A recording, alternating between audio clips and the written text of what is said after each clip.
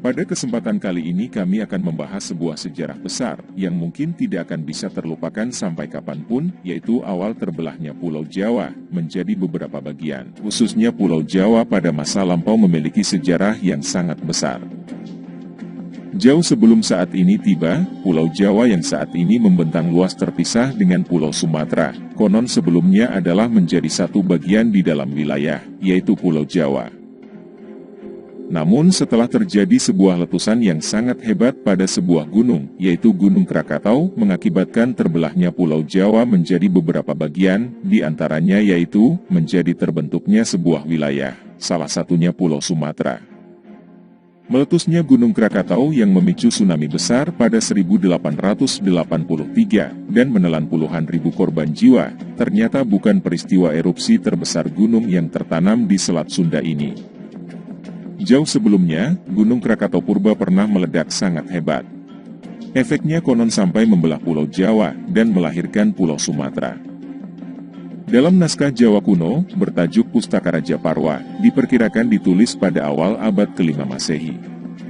Di dalam naskah tersebut tertulis, ada suara guntur yang menggelegar berasal dari Gunung Batuara. Ada pula goncangan bumi yang menakutkan, kegelapan total, petir dan kilat. Kemudian datang badai angin dan hujan yang mengerikan, dan seluruh badai menggelapkan seluruh dunia. Sebuah banjir besar datang dari Gunung Batuara, dan mengalir ke timur menuju Gunung Kamula. Ketika air menenggelamkannya, Pulau Jawa terpisah menjadi dua, menciptakan Pulau Sumatera. Demikian catatan yang termaktub dalam naskah itu. Brand George Escher, ahli geologi Belanda, menyimpulkan Gunung Batuara yang disebut dalam naskah kuno, Pustaka Raja Parwa adalah Gunung Krakatau purba. Guru besar Universitas Leiden, yang wafat pada 11 Oktober 1967 ini, memang kerap meneliti gunung-gunung api di Nusantara, termasuk Krakatau, Kelut, Galunggung, Merapi, dan lainnya. Dampak letusan dahsyat Gunung Krakatau purba dirasakan hingga ke berbagai penjuru dunia.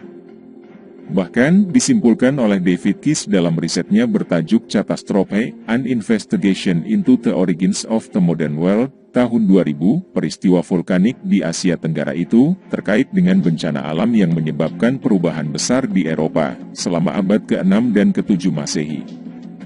Tinggi Gunung Krakatau purba lebih dari 2000 meter, di atas permukaan laut, dan memiliki lingkaran pantai mencapai 11 kilometer. Letusan pada abad ke-5 itu berlangsung sekitar 10 hari, dan memuntahkan material erupsi mencapai 1 juta ton per detik. Saat itu, Selat Sunda belum ada, dan Gunung Krakatau purba masih berdiri di Pulau Jawa. Letusan Gunung Krakatau purba, secara langsung atau tidak, diyakini bertanggung jawab atas terjadinya berbagai peristiwa besar pada saat itu. Peradaban kuno macam Persia purba di Asia Barat, Nasca di Amerika Selatan, juga Maya di Amerika Tengah, mengalami keruntuhan. Juga mengakibatkan melemahnya Kekaisaran Romawi yang kemudian digantikan Kerajaan Bizantium. Suhu udara yang terus-menerus mendingin, pasca erupsi Gunung Krakatau purba, memicu mewabahnya penyakit sampar bubonic, dan mengurangi jumlah penduduk di berbagai tempat di dunia secara signifikan. Dikutip dari buku Disaster and Human History, tahun 2009, karya Benjamin Reilly. Iklim yang tidak menentu itu, menyebabkan maraknya wabah pes di sejumlah kawasan, terutama di Afrika bagian timur, dan menimbulkan kerugian besar bagi manusia. David Kiss, tahun 2000, merumuskan beberapa kesimpulan terkait letusan Gunung Krakatau purba. Salah satunya yaitu, ledakan tersebut berdaya sangat besar dan mengguncang Jawa. Akibatnya, sebagian tanah ambles yang membentuk Selat Sunda, serta membelah sebagian Pulau Jawa yang melahirkan Pulau Sumatera. Gunung Krakatau purba hancur setelah erupsi dahsyat pada abad ke-5 itu dengan menyisakan kaldera, atau kawah besar di bawah laut.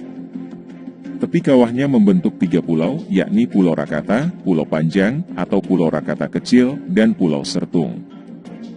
Setelah itu, mulai terbentuk Gunung Krakatau baru yang kelak juga meledak hebat serta hancur pada tahun 1883. Di lokasi bekas berdirinya Gunung Krakatau Purba dan Gunung Krakatau lanjutannya di Selat Sunda, lahirlah Gunung Anak Krakatau yang kini sedang meningkat aktivitasnya dan sempat memicu tsunami pada 22 Desember 2018 lalu. Begitulah pembahasan kali ini tentang awal terbelahnya Pulau Jawa, dan semoga pembahasan kali ini bisa menambah ilmu untuk kalian semua.